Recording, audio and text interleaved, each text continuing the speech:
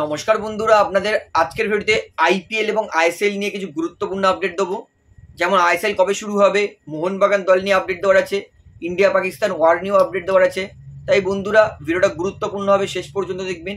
এবং যারা চ্যানেল নতুন আছেন সবাইকে একটাই অনুরোধ করে রাখবো, যেহেতু এখানে আপনারা খেলার সমস্ত রকম আপডেটস পেয়ে যাবেন, তারা অবশ্যই পাবলিক ভিউ কলকাতা চ্যানেলটিকে সাবস্ক্রাইব করে বেল আইকন প্রেস করে অল করে রাখবেন। তাহলে বন্ধুরা সবার প্রথমে বলি, আইপিএল 2025 রিজিউম হচ্ছে 5 দিন পরে, অর্থাৎ 15ই মে 2025 থেকে আরও একবার কিন্তু আইপিএল রিজিউম হবে, আরও একবার পাঞ্জাব আর দিল্লির ম্যাচ থেকেই। এবং বলে রাখি, আইপিএল কিন্তু যেরকম অল ওভার ইন্ডিয়াতে হয় সেরকমই কিন্তু হবে। অর্থাৎ ভালো খবর, যেটা অনুমান করা হচ্ছিল আইপিএল হয়তো 2 মাস পরে শুরু হবে, কারণ যেরকমভাবে টেনশন ছিল ইন্ডিয়া পাকিস্তানের মধ্যে, যেরকমভাবে দুই পক্ষই দুজনকে অ্যাটাক করেছিল, যদিও পাকিস্তানের অ্যাটাক কোনো কাজে আসেনি, ইন্ডিয়া সমস্ত ডিফেন্স করেছে।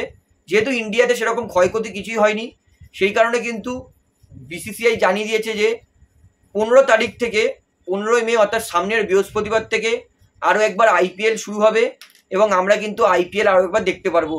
অর্থাৎ যাদের মন খারাপ হয়ে গেছিলো যে আইপিএল বন্ধ হওয়ায়, তাদের জন্য কিন্তু সুখবর, আইপিএল কিন্তু 15ই মে থেকে শুরু হচ্ছে, যেটা খুবই ভালো খবর। এইবারে বলি আইএসএল নিয়ে।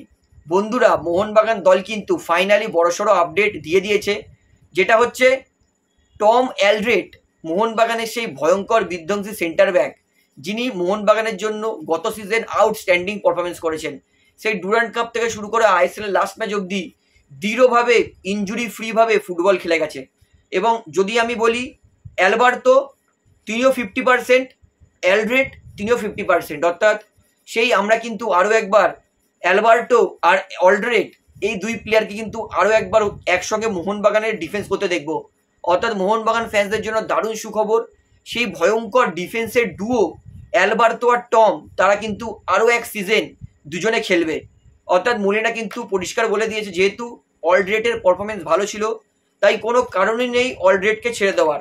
অর্থাৎ বলতে পারি মোহনবাগান ডিফেন্স কিন্তু আবারও মজবুত আঁটোসাঁটো হয়ে যাবে, কারণ অ্যালড্রেট তার সঙ্গে কিন্তু মে 31, 2026 পর্যন্ত যেই 1+1 ডিলটা ছিল সেটা কিন্তু কনফার্ম করেছে মোহনবাগান।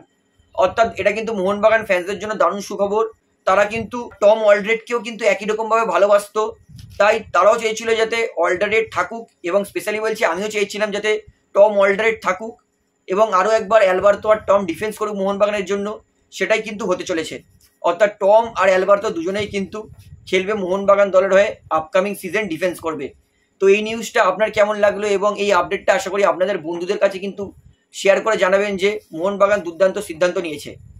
এইবারে বন্ধুরা আপনাদের লাস্ট আপডেট দিয়ে, এটা হচ্ছে ইন্ডিয়া পাকিস্তানের মধ্যে কিন্তু এই মুহূর্তে শান্তি ঘোষণা হয়ে গেছে। যেহেতু আজকে বিকেলবেলায় পাকিস্তানের তরফ থেকে আমাদের ভারতের ডিফেন্স মিনিস্ট্রিকে ফোন করে জানিয়ে দেওয়া হয়েছিল যে তারা পিস চায়, তারা শান্তি চায়। সেই কারণে কিন্তু ভারত বলেছে যে আমরা অবশ্যই শান্তি চাই, আমাদের টার্গেট ছিল যে আতঙ্কবাদীদেরকে শিক্ষা দেওয়া, কিন্তু এবং সেই শিক্ষাটা আমরা দিয়ে দিয়েছি। অর্থাৎ আমরা কিন্তু আর আমরা শান্তি যুদ্ধ চাই না, আমরা এবার পিস চাই, শান্তি চাই।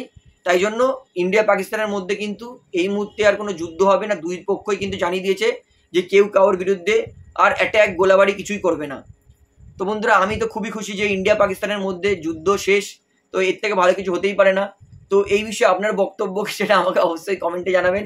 তাহলে বন্ধুরা ভিডিওটা এখানে শেষ করছি, আশা করি ভালো লাগলো। তো ভিডিওটি ভালো লাগলে অবশ্যই লাইক করুন, কমেন্ট করুন, শেয়ার করুন এবং চ্যানেল নতুন সবাইকে একটাই অনুরোধ করে রাখবো, যেহেতু এখানে আপনারা খেলার সমস্ত রকম আপডেটস পেয়ে যাবেন, তারা অবশ্যই পাবলিক ভিউ কলকাতা চ্যানেলটিকে সাবস্ক্রাইব করে বেল আইকন প্রেস করে অল করে রাখবেন।